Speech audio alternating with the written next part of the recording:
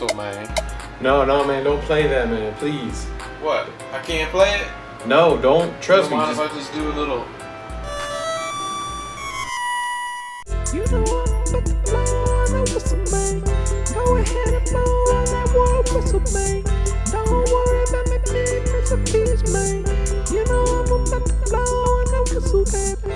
Yo, what's up? It's Mario. I'm coming from another realm. I heard that you need a little help, so I brought all my tools, and I got my brother too. Man, Luigi, Mario. Yeah, we got the same blast name. Mario, Luigi, Mario. Yeah, I'm about to hit the toad. If you wanna get it back, man, let's hit the road. Jump into that Mario Kart, driving up that Rainbow Road. All I wanna do is put a shell in a balloon hole. I don't wanna let you go, but I'm about to come back to that castle on the moon. Man, why you act like that? You act like you gon' need some help, but you independent. I don't wanna stop you from being how you being it. I can see you, princess, you out there traveling, going to every planet in the Mario Odyssey galaxy. I don't wanna stop you, so I let you get back home. Living in a castle, man, sit upon that big throne. You know I'm about to blow on that whistle, man. Go ahead and blow on that war whistle, man. Don't worry about me being recipes, man. You know I'm about to blow on that whistle, baby. You know I'm about to blow on that whistle, man. Go ahead and blow on that war whistle, man. Don't worry about me being recipes, man. You know I'm about to blow on that whistle, baby. Hey, Phil. What? Hey, Phil. I'm literally right here. What do you want? Hey, Phil, today is St. Patrick's Day. And look what I found just in time. What the hell is that? Excuse me? What do you mean, what the hell is that? To me, it looks like a leprechaun to me. That is a leprechaun? I don't know, man. That looks like a very amateur sketch of a leprechaun to me. Well, I'm pretty sure it's a leprechaun because I blew on this ancient leprechaun flute passed down from my great-great-grandfather, and it appeared. Yep, that's an ancient leprechaun flute. It's been passed down from thousands of years ago. I want the gold. Give me the gold. I mean, are you sure, Neil? It could be a crackhead that got a hold of the wrong stuff and told him to climb up in a tree and play a leprechaun. Don't be so worried, Phil. This wards off spells right here. Don't be afraid. Don't be afraid, man. Look, I am not afraid of this poorly rendered leprechaun, but I am a little creeped out, I'm not gonna lie. Wow. Well, if you're gonna be like that, I'm not gonna share my gold with you, Phil. I guess Neil can keep it all to himself. I want the gold. Give me the gold. Wait, what? That's for real? Too late, Phil. Looks like you're gonna have to rent a backhoe and go dig up a tree for your own pot of gold. Let's get out of here, Neil. Yeah, we got a show to do. Too bad, Phil. You snooze, you lose. You gotta be kidding me, man. Come on. Happy St. Patrick's Day, I guess. Who else in the leprechaun say yeah? Coming to you live from the most soon-to-be hungover corner of the internet, it's Late Night with Chill Neil. Tonight, Wednesday, March 17th, we have admin behind meme page Avoid Unto My Own, it's Sam Luna Charsky. And longtime host of RBR Wrestling Podcast, Will Washington. With special musical guest, Chill Neil. Now, here's your host, Chill Neil.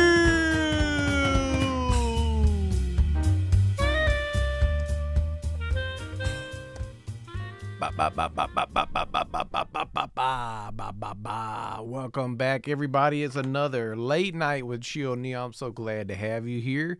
Did y'all watch the finale of The Bachelor this week? That was crazy. Actually, I didn't watch it. I don't even know what that show is about.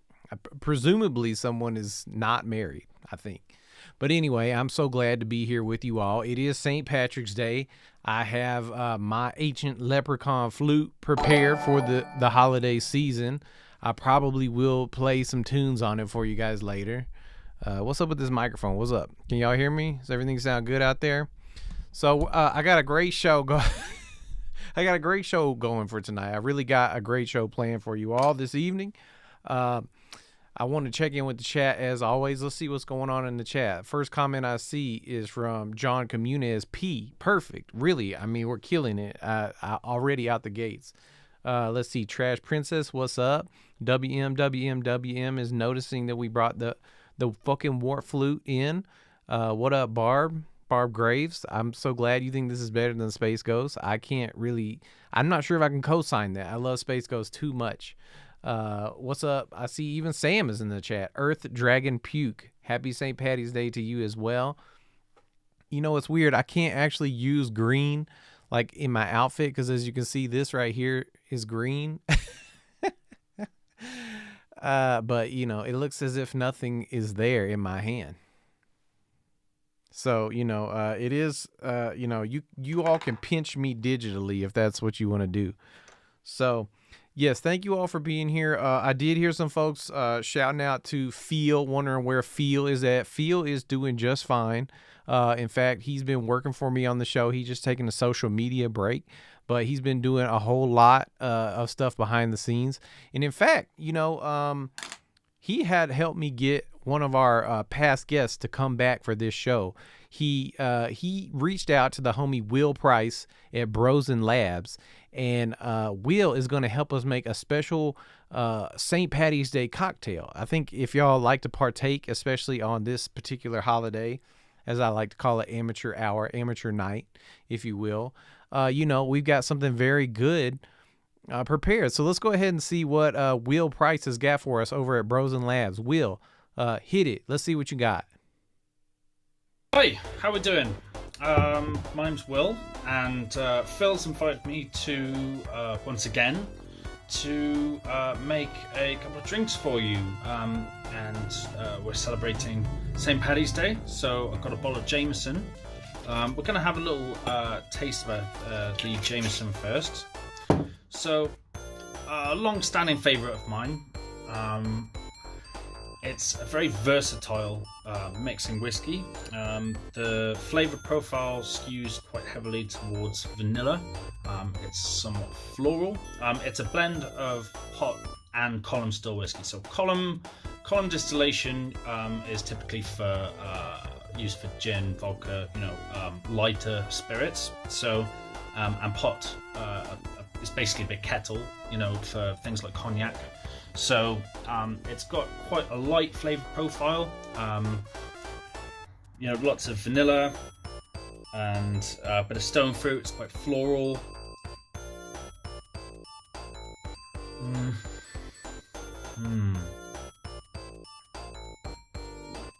So you get a bit of sherry, and you know, quite a bit of oak as well, but you know, it's not like chewing on a stick. Very easy, very approachable stuff. So I have made a drink for you folks, and we're going to go over to Brosen Labs, and I'm going to take you through how to produce it.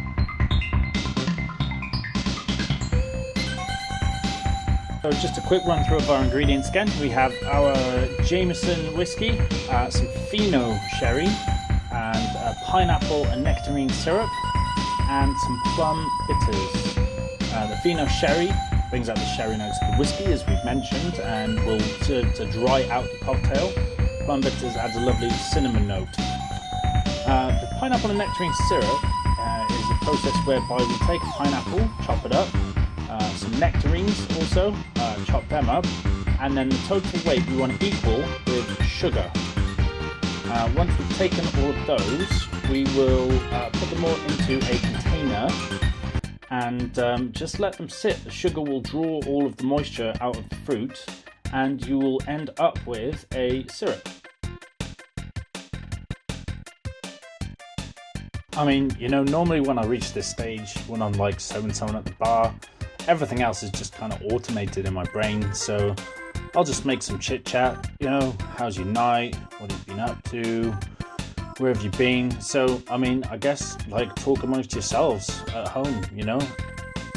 How's your night? How have you been? How's your lockdown? I mean, my lockdown was pretty sweet, to be honest. I built a new PC, put a home studio together so I could do this kind of weird shit. And hit me up on Will Price Official. That's my Insta tag. I'm going to put this up there. And reach out if there's any drinks you want me to make or anything you want me to look at. I'm sure I can always knock something together for Phil at some point.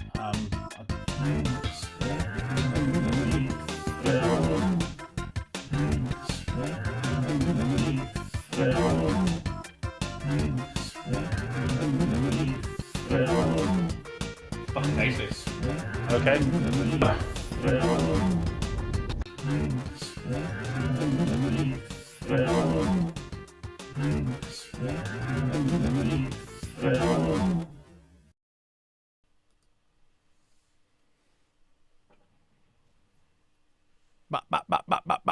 All right, that was amazing. I mean, I've got my cocktail. It's not a Jameson cocktail, but I do have one prepared for St. Patty's Day. Thank you, Will Bryce from Bros and Labs, so much. Came all the way from across the pond to make that cocktail for us. We are so grateful. We've had Will on the show once before, and we want to keep having him back if we can. But all right, y'all. Thanks for tuning in.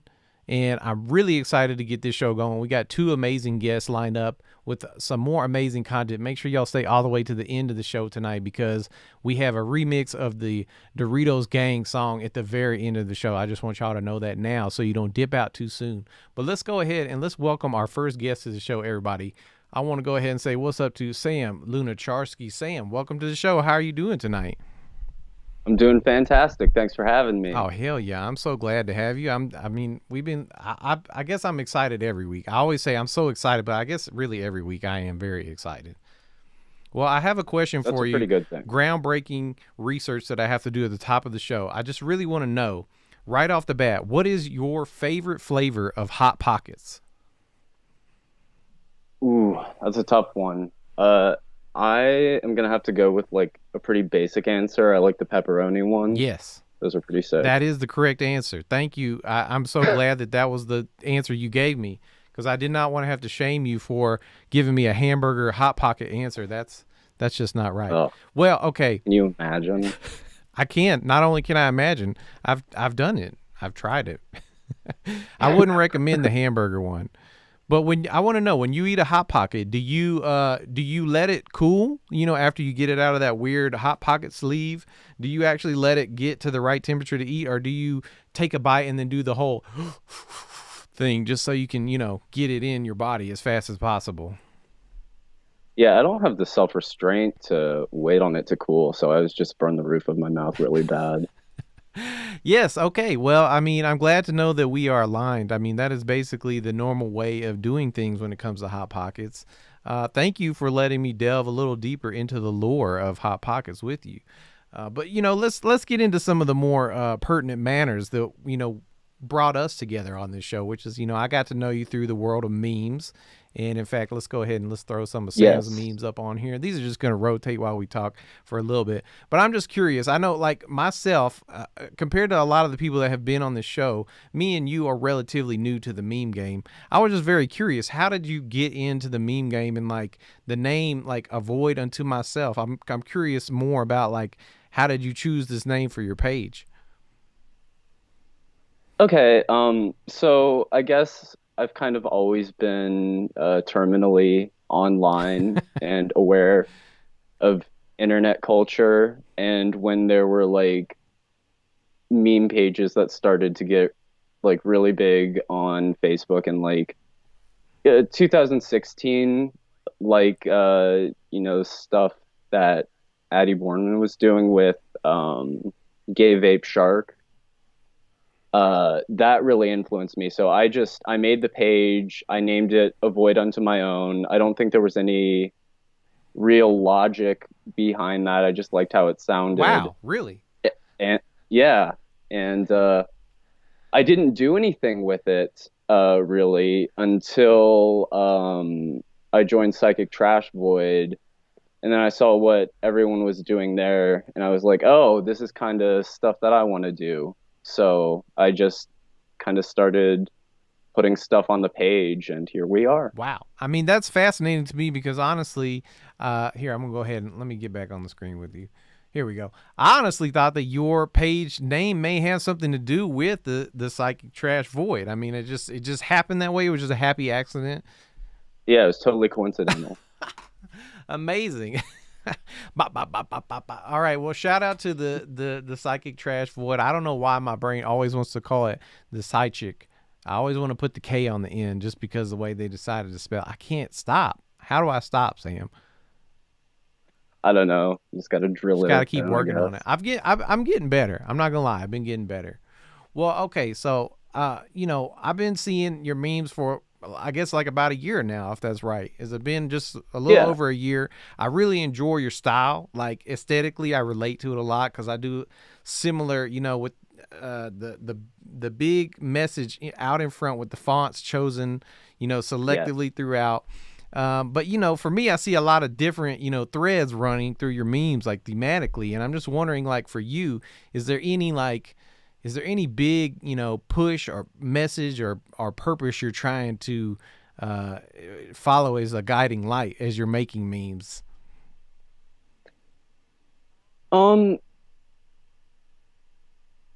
I don't think it's necessarily as forward thinking as that.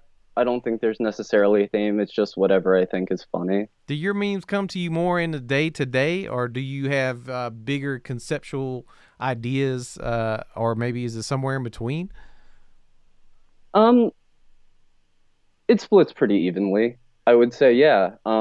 'Cause there are some days where I'm just shooting them off like 5 at a time, and I have to, stop myself from just posting over and over again.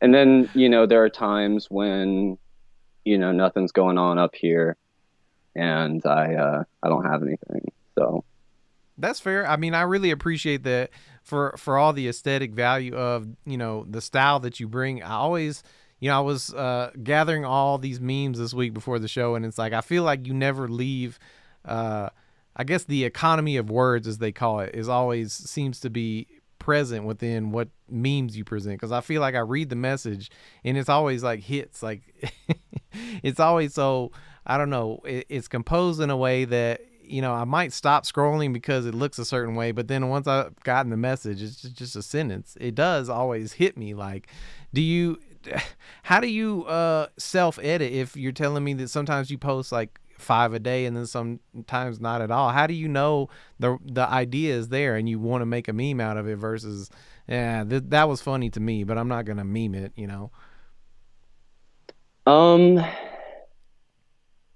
If I can come up with something that looks kind of nice in that sort of image macro format, then I'll usually do it.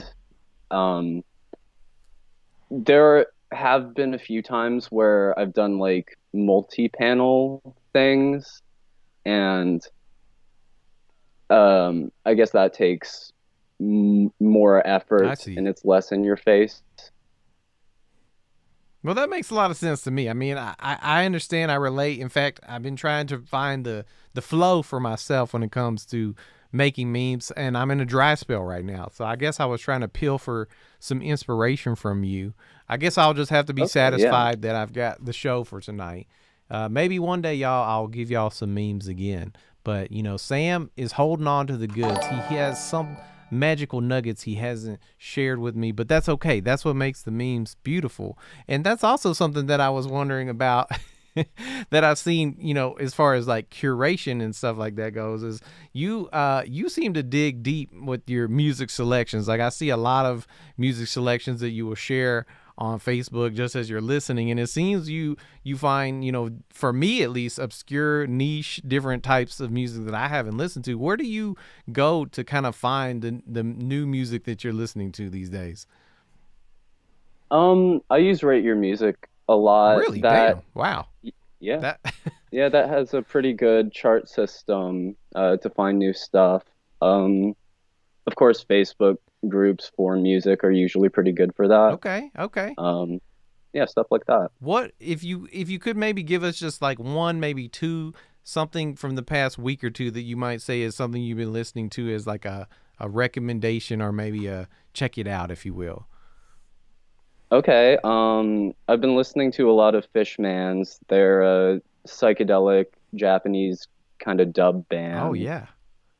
I like them a lot. And Cocteau Twins. I've been on a big dream pop kick recently. Wow. Okay. Well, that's enough to get me through the rest of the week right there. I'm going to get my playlist going.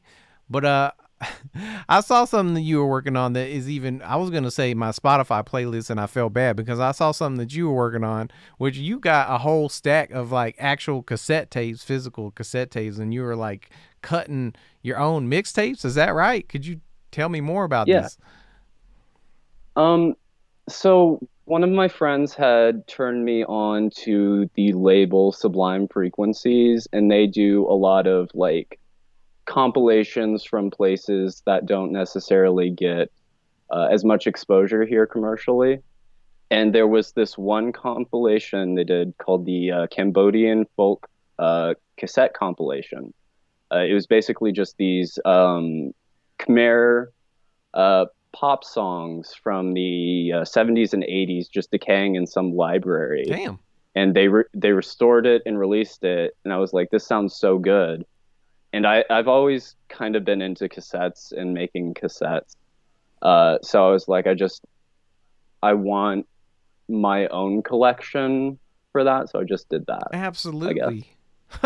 That's amazing. See, I used to record cassettes right off the radio because that was the only way if a new hot song came out. That was the way I did it. And then one day, the cassette started to get popular again. My friends, I'm going to shout out GED Soul, as well as New Bang Productions. They got back into making cassettes again, which is relatively new. In the past 3-4 years, people have been putting out actual mixtapes again. I don't even have a cassette tape player. Where did you get your cassette tape player these days? Because I can't even play one anymore.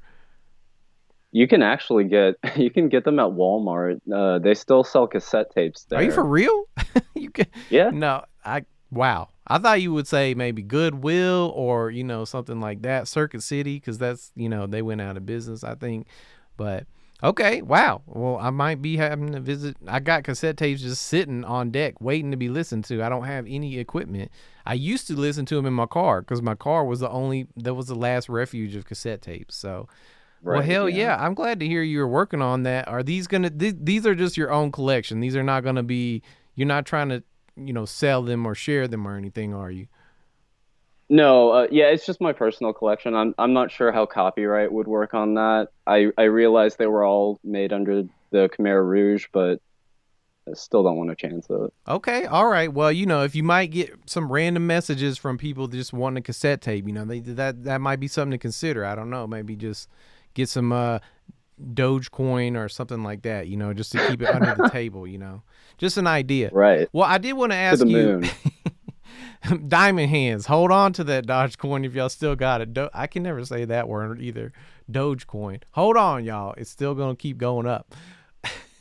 But I wanted to ask you about another music subject because you and I connected not too long ago over a passion of mine, really. And I was very excited to see you kind of taking a deep dive into it yourself, which was you were just really getting into all the Memphis hip hop that you could find. You were actually finding stuff, sending it to me that I had never heard before. And I was just kind of curious out of that time. I mean, maybe you're still having it. Maybe you're still listening to Memphis hip hop a lot. Either way. I do. Yeah. Okay. Could you maybe give us maybe one or two favorites from your, dive into Memphis hip hop that you would say maybe not something that everybody would know, maybe something that you found that is a hidden gem, perhaps? That's tough. I will always say Lowdown the Sinister is a good one. And Blackout's Dream World. Nice. I love that. I love it. These are not the titles that y'all would know. I'm almost positive. Most people think they are hip if they know Mystic Styles, but no, you really did do the deep dive. I appreciate that a lot, Sam. Well, I'm just curious. I know that you come from a community, a large community, and we had talked about you would probably want to give some shout outs of some folks that have helped build your page. Is there anybody out there that you want to make sure you let them know tonight? Yeah, I want to shout out Psychic Trash Void, shout out Zara for running that, shout out Vacant Lunar Transit, shout out Scotty for running that. Just anyone who's allowed me into their space to share my posts, I appreciate it. Hell yeah, you love to see that. I love that. Well, Sam, I want to thank you so much for being on the show. Everybody, make sure you go check out Sam Avoid Unto My Own on Facebook and Instagram. And I just want to say thanks a bunch for being on the show, man. I hope you have a great evening, and maybe we can have you back sometime. I'd love to. Yeah, thanks for having me. Hell yeah. All right, everybody. Well, stay tuned. We got a lot more show planned for you after a short commercial break. We'll be back with our next guest, William Washington. Have a great night, Sam. We'll see you soon. See you.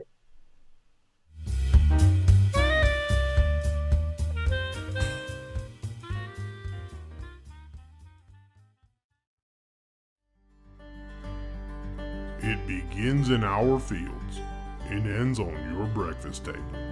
The finest whole wheat cereal known to the modern man. Clumpy wheat. Fill your bowl so you don't have to paint your bowl. Clumpy wheat. We here at Clumpy Wheat Farms still take pride in breakfast. And we're committed to bringing you the finest cereal flakes you could possibly imagine. Always flam boil. That's right, we flam boil them all day every day. Kurger bait, unless you're an idiot.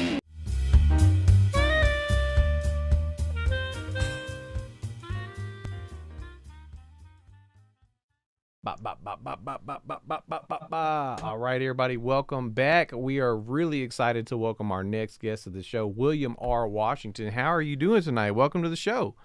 Thank you for having me, Chill Neil. Big fan, by the way. Wow, are you kidding me? I'm a huge fan of you, so that really means a lot. I mean, I'm just so excited to have you here. Right off the bat, I do have some important questions I always like to ask guests. Groundbreaking, research that we have to do here on the show. I want to know, do you like corn dogs?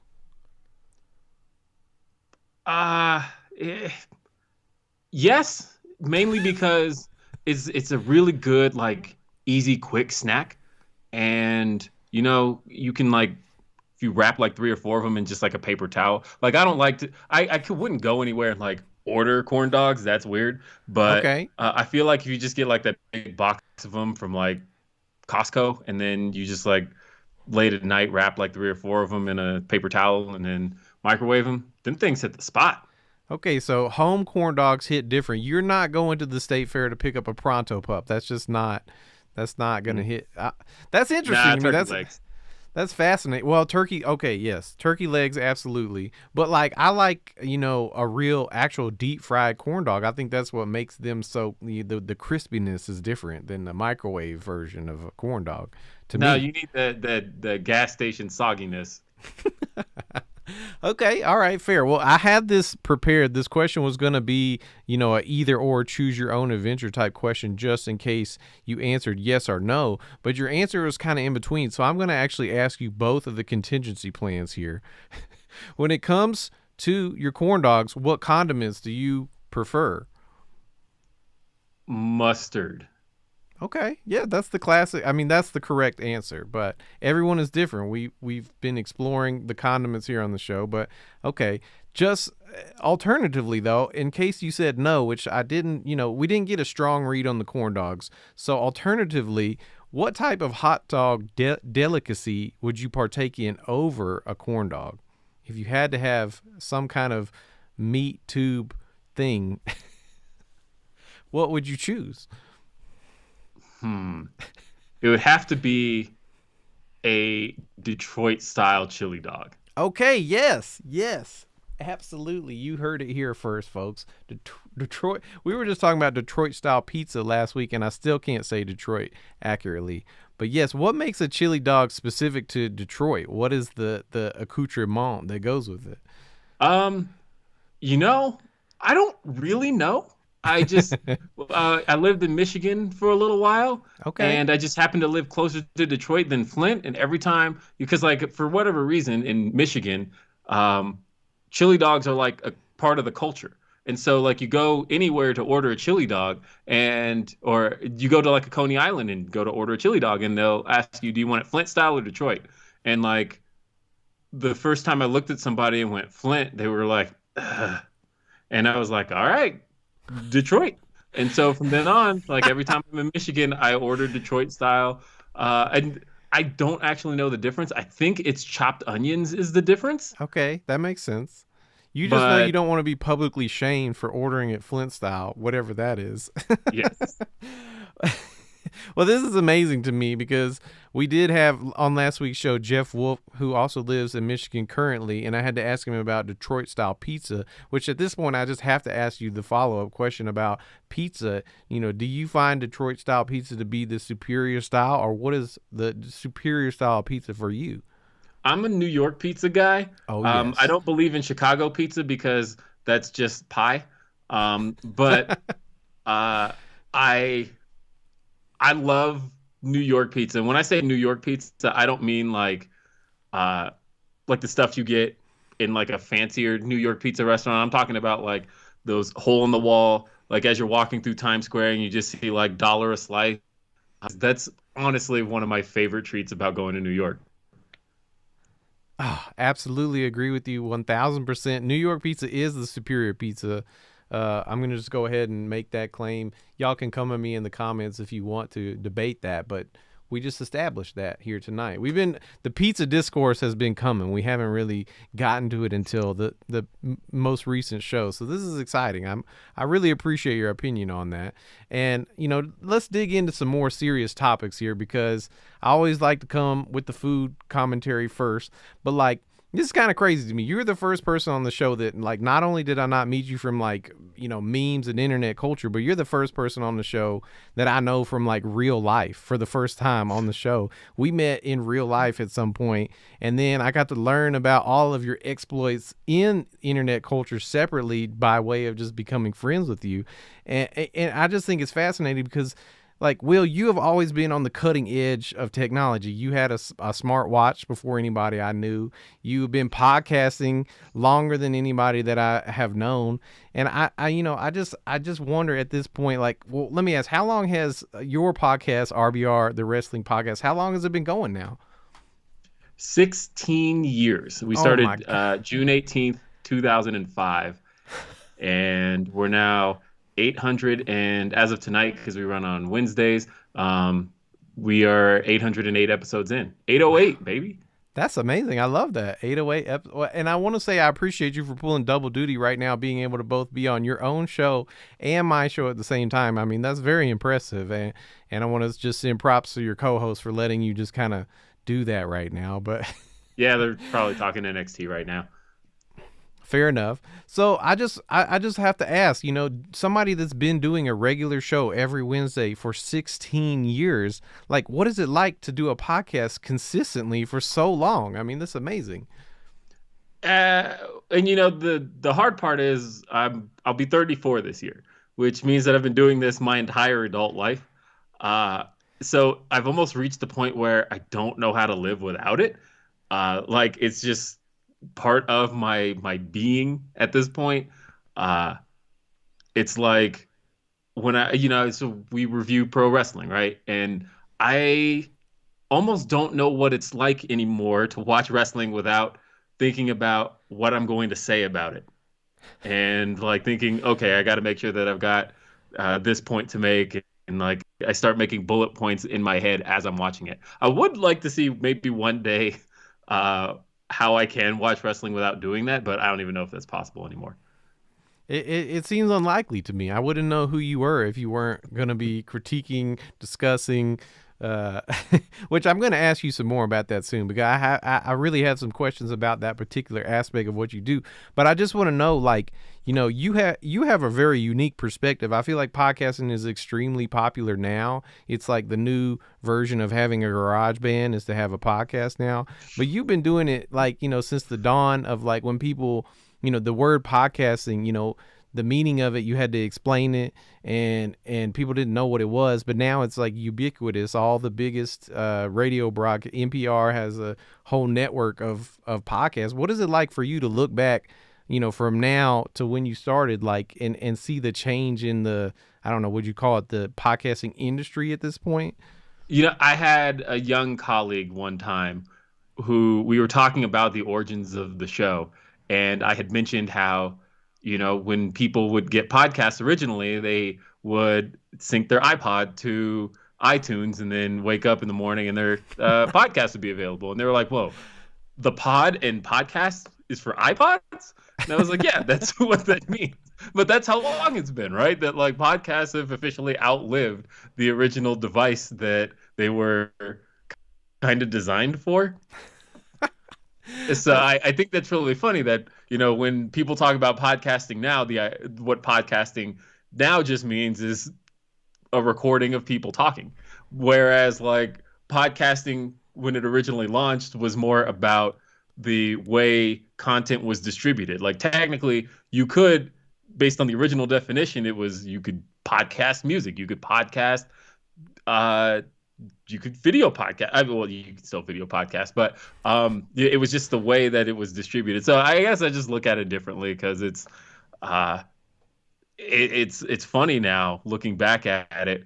When I first launched RBR, I told the story last week on the show, but I originally had pitched it to my original 4 co-hosts, which were Anthony Scatz, Michael Z, and Nick Marsico, and all 3 of them gave me the same response, which was, "What's a podcast?" And then I had to like dive into it and explain it, and they're like, "All right, I guess." They're like, "So it's like a radio show?" And I'm like, "Yeah, it's like that." Technically. Yes.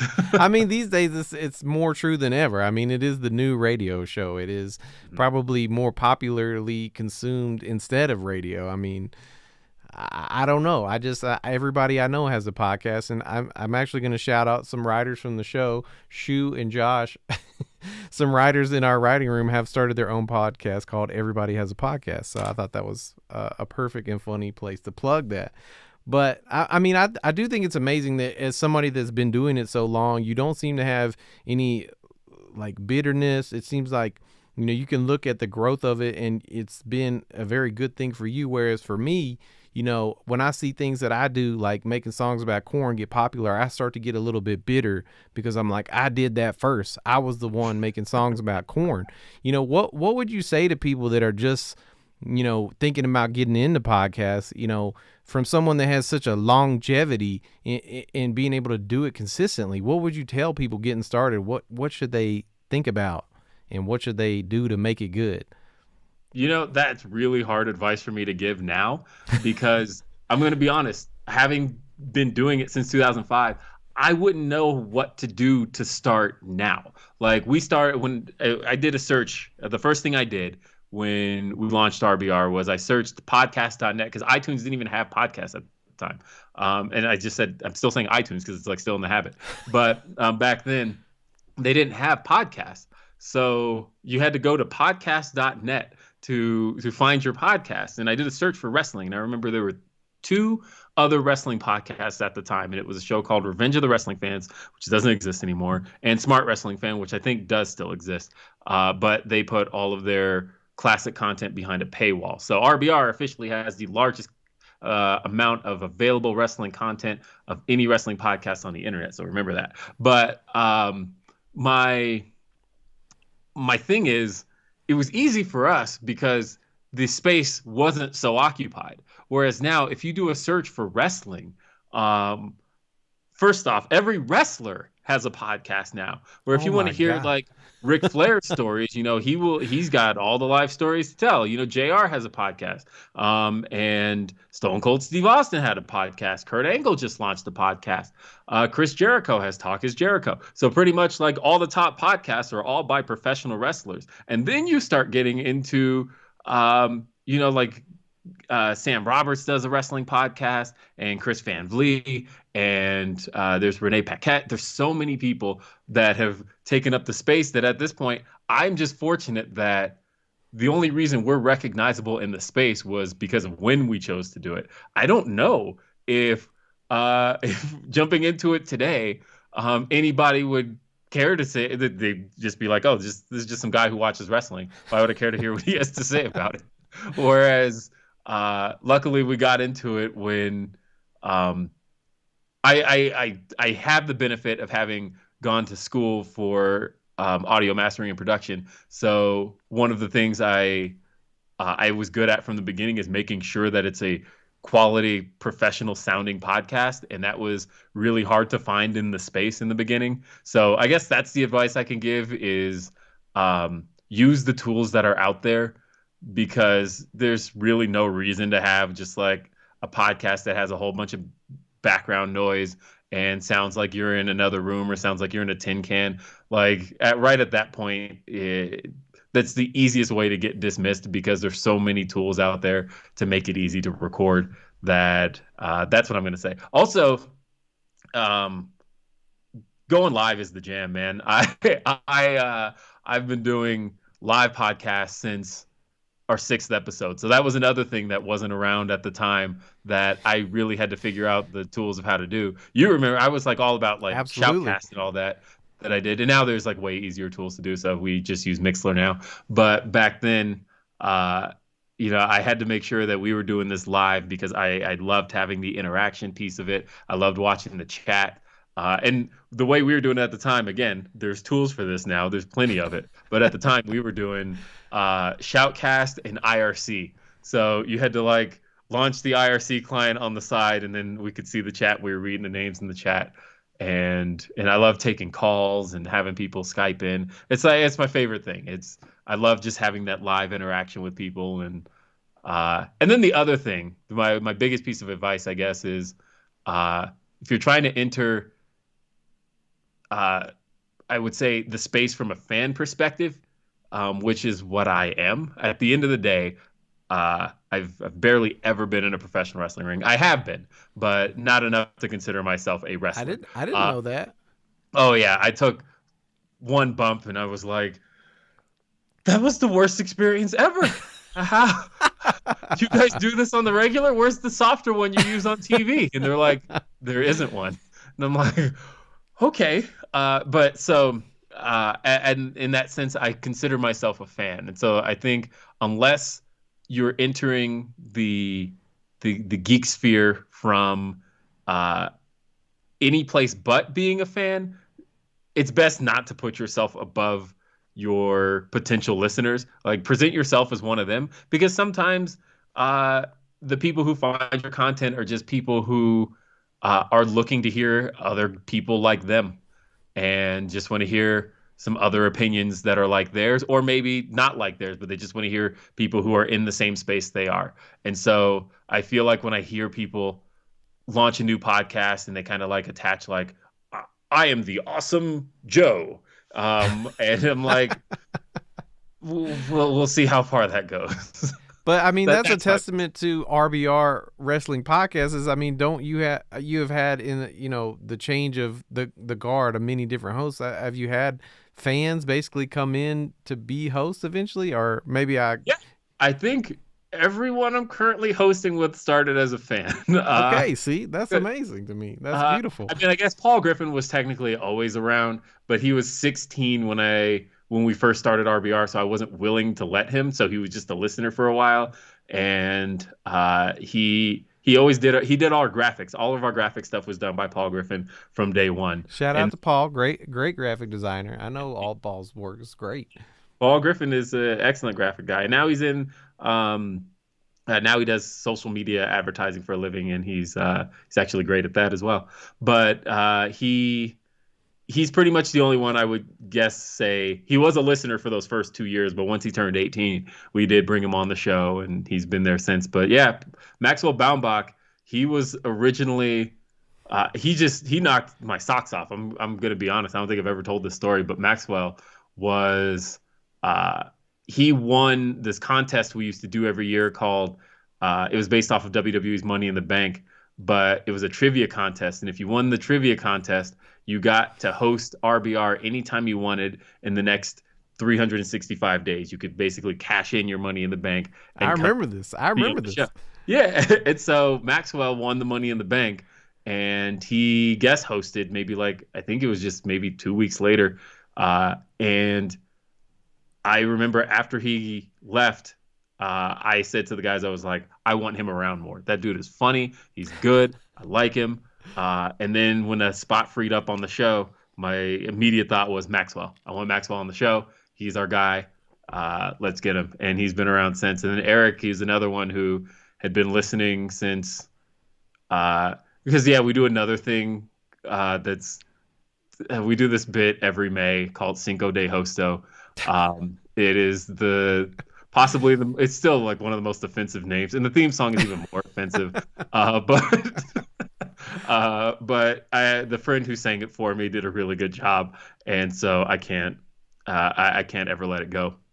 But we do Cinco de Hosto, where we basically pick out of a grab bag of people who want to host. We let listeners throw their name in the bag, and then we pick a random person out and we let them host a show with us. And we do it all through the month of May, which that's the gag, is that we're idiots who don't understand that the Cinco and Cinco de Mayo is about the 5th of May, not about the 5th month. But Eric Brady was just a Cinco de Hosto guy in 2010, and when the spot freed up, he was another one that we called upon in 2013. He's been hosting since. So yeah, it's all listeners. I love that. Well, both of the stories with Maxwell and Eric made me think about, one of the last things I just wanted to touch on specifically about podcasting is the subject matter of your podcast is wrestling.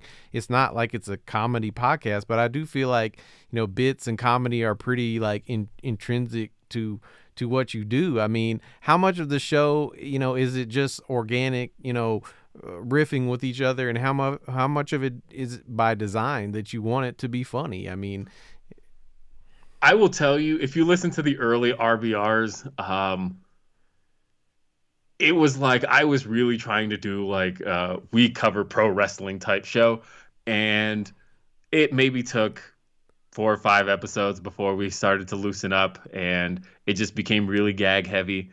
And we have now the whole show is just gags to the point of where I think it would almost be a gag in itself to do a serious episode.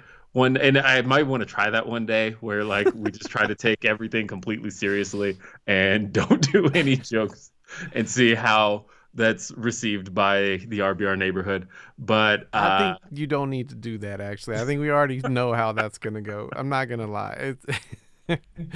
I love the comedy aspect of the show. And I do love that you're kind of telling me that it's just as you loosened up and you let things be organic naturally, there's a lot of funny material. There is. That's exactly how it went. And that's exactly how it goes every episode. On occasion, there'll be an observation where I'll open my notes app on my phone and I'm like, okay, make sure to slip this joke in. But it's never a thing where our bits are planned. I'll have planned out responses because at this point I've been hosting with these guys I've been doing the show 16 years, so I can almost predict exactly what somebody's going to say or how they're going to view something. So I'm like, okay, I need to make sure I have this response ready, and then it typically comes out good. Or they'll hit me back with a quip, and then I'm like, oh, I wasn't prepared for that. But then it ends up equally funny. So that's what we do.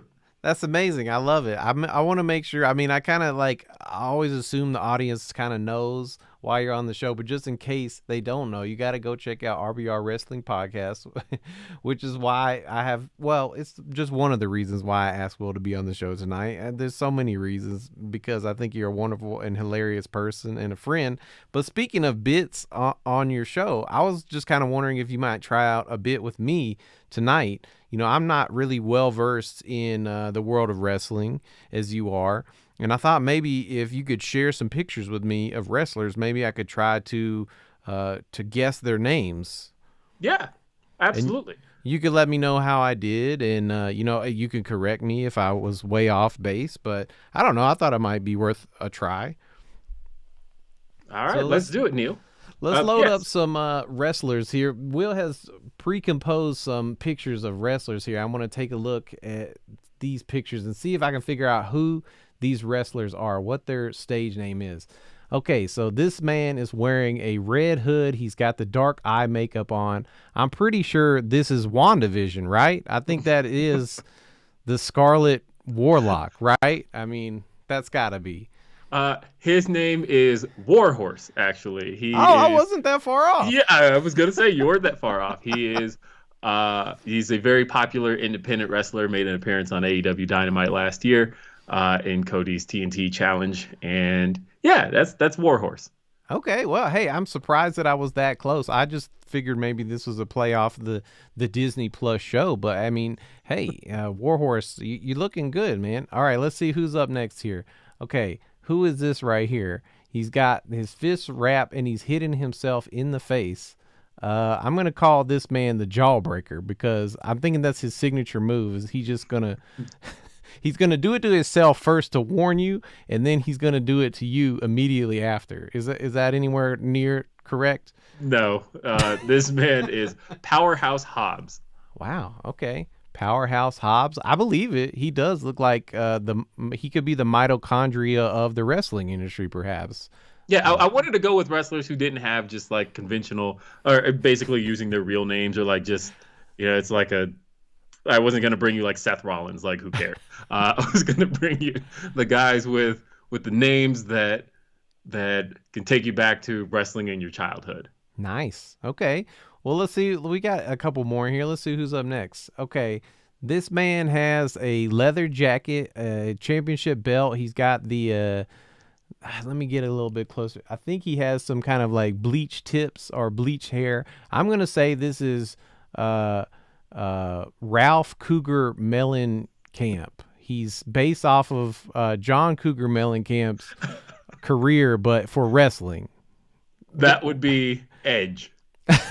Okay, is Edge similar to John Cougar Mellencamp, or I'm just no, not at all. No. Okay. Fair enough. Well, I'm going to do some catching up here, but let's see what else we have. Okay, wow. Okay, this looks like, very clearly, this is from the movie that Jack Black did, Nacho Libre. Yeah, that's what I'm going with. This would be Rey Fenix. Wait a second. This isn't Rey Mysterio? No. This Rey would be Fenix? Is he based off Rey Mysterio? I would say he would be the as many luchadors have come through pro wrestling, and none of them have really lived up to what Rey Mysterio, the trail he's blazed. Rey Fenix is coming the closest, and he is probably one of my favorite guys to watch every week on television. Wow. Okay. Amazing. Well, I'm going to be watching out for Rey Fenix. I feel like he needs some feathers. Maybe, put him in X-Men 3 or something like that. These jokes are terrible, but these pictures are great. Let me try one more with you. Who do we have here? Wow, this man is extremely strong. He has a lot of tattoos and no hair whatsoever. I'm going to say this is probably someone basing their identity on, something very dense and protein based. I'm going to call this man is the Egg. Is that correct?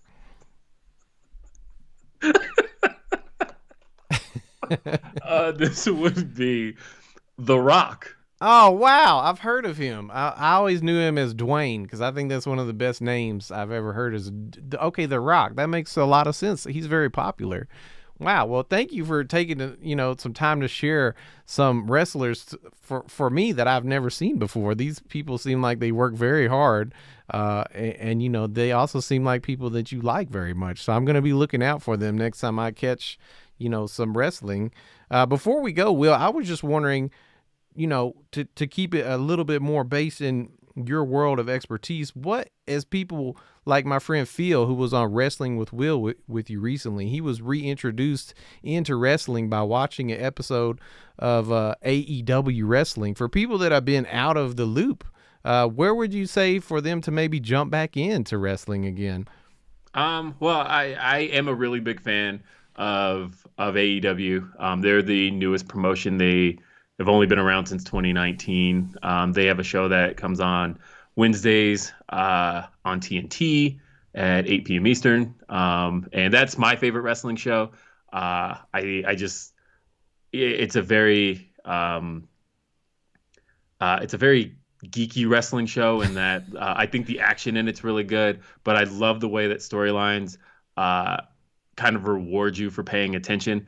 There's a big older portion of professional wrestling fans who actually really hate it because it doesn't dumb things down. They're like, I don't get this, but I love it. That's probably my favorite show.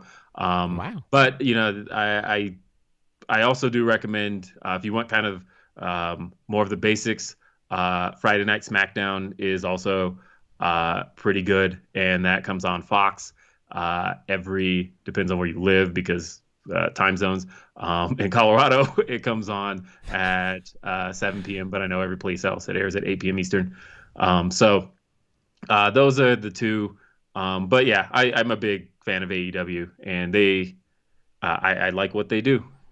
I've heard a lot of good things about AEW. I've been following my friends posting about it, and it seems very interesting. So thank you for, guiding us in the right direction. I want to say thank you, Will, very much for being here with us on another episode of Late Night with Chill Neil. For everybody watching at home, make sure you tune in next week. We're going to have some more friends. Jay Hain from She Puts NyQuil in Her Butt, as well as Redford Acre Stowe. Everybody, Redford. We're excited to have him here. So make sure you tune in next week for another great show. Will, thank you so much for being here. I really appreciate you taking the time. It's been a pleasure. Thank you for having me. All right, everybody, stay tuned because we got a special musical performance from Chill Neil for you right after the commercial break. We'll be right back.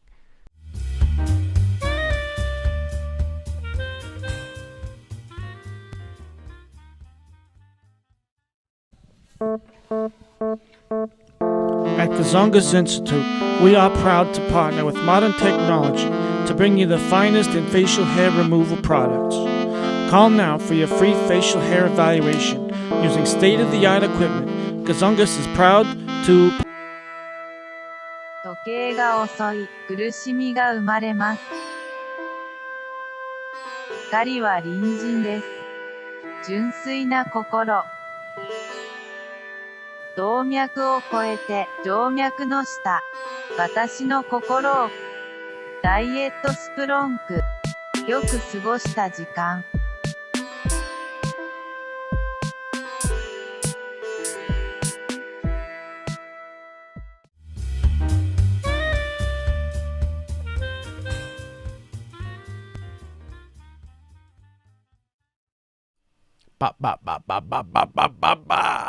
Welcome back, everybody. Wow, it's been a while since I've had a chance to do a live performance for you all. It's been, it's been really months of music videos I've gotten to do with people on the show, which is such a privilege. But tonight I get to do a live performance for you. So I wanted to tell you a story first before I jumped right into it.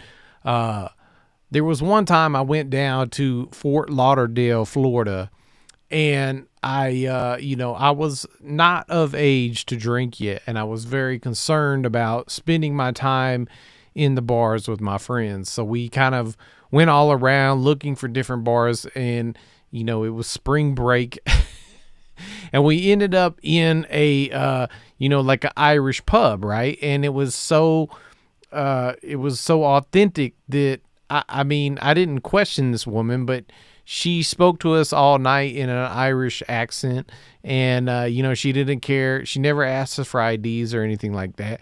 And we had a great time. We got very drunk, and, pretty much everyone in the bar was like several decades older than us, probably because of me insisting that, I wanted to make sure that all my of age friends were going to go somewhere. I felt like I was going to get away with drinking. And the thing I'll never forget about this was that the woman that was our waitress that night, she kept on telling us, toward the end of the night, because we had been drinking so much with her, she said, I hope you feel like shit in the morning. And I was like, wow. And then that just really stuck with me. I didn't know if that was like a common, colloquialism in Ireland or what, but yeah, she just kept on, that was like her parting message was like, I hope you feel like shit in the morning. And so with that thought in mind, I'm going to try to make a track for you tonight. We'll see what happens, but we'll probably use something like that as the hook. So let's go ahead and let's get it started.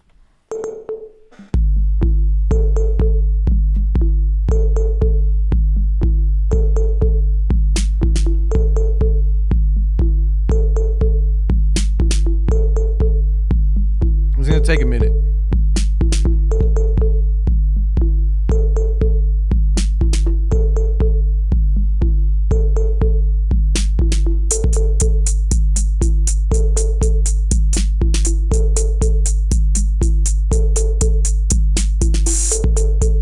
We got to go in here real quick.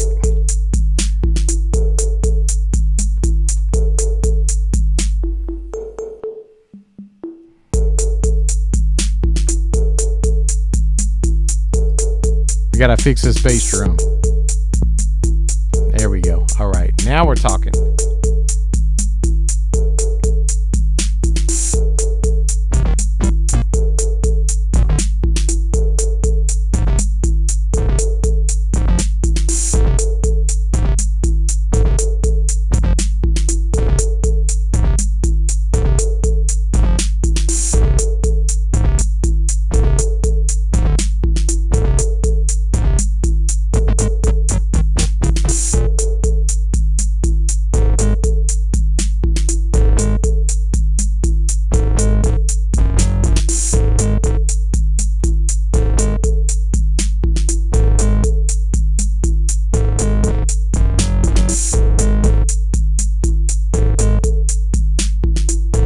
Feel like shit in the morning.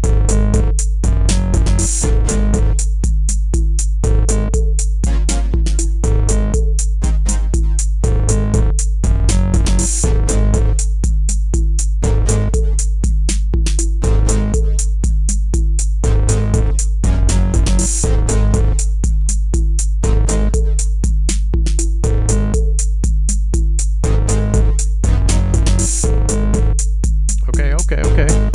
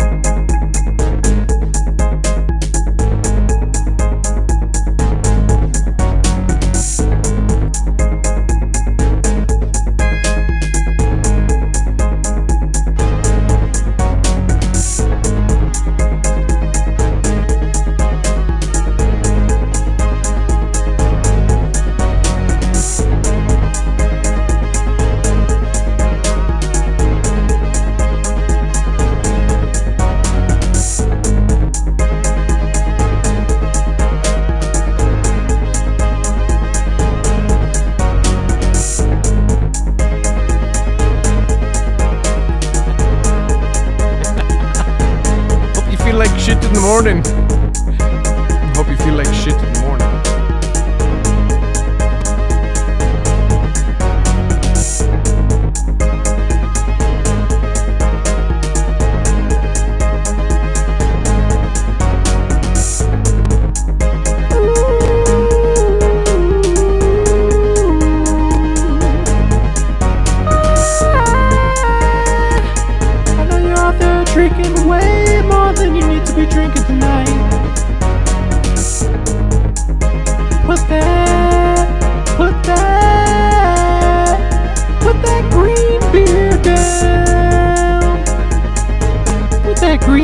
all down.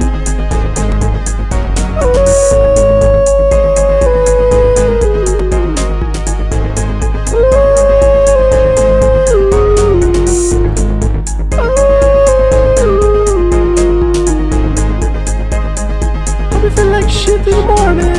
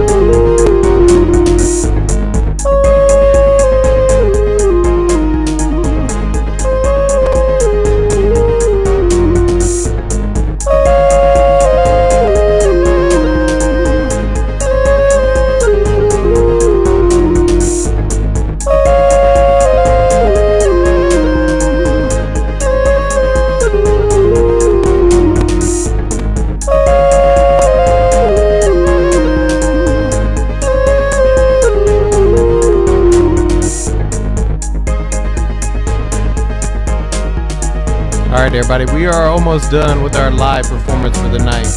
My computer is chugging along. But I just thought something that would be nice is maybe we could try to do a quick bagpipe simulation, if you will. Let's see if we can try this.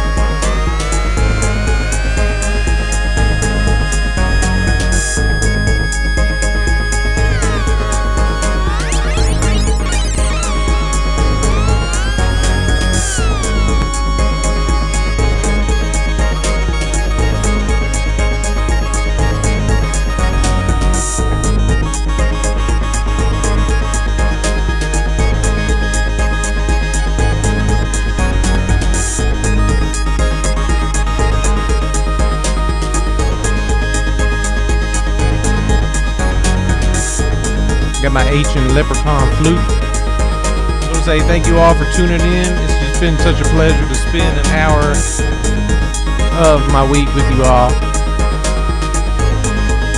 Make sure that you stick around after the credits. We got a special remix from the homie John Paul Zichterman, JPZ, BP Lettuce fame.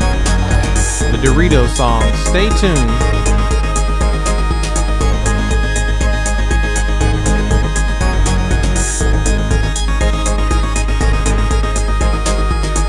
Anyway, that's our show for tonight. I love you all very much. That's our show for tonight.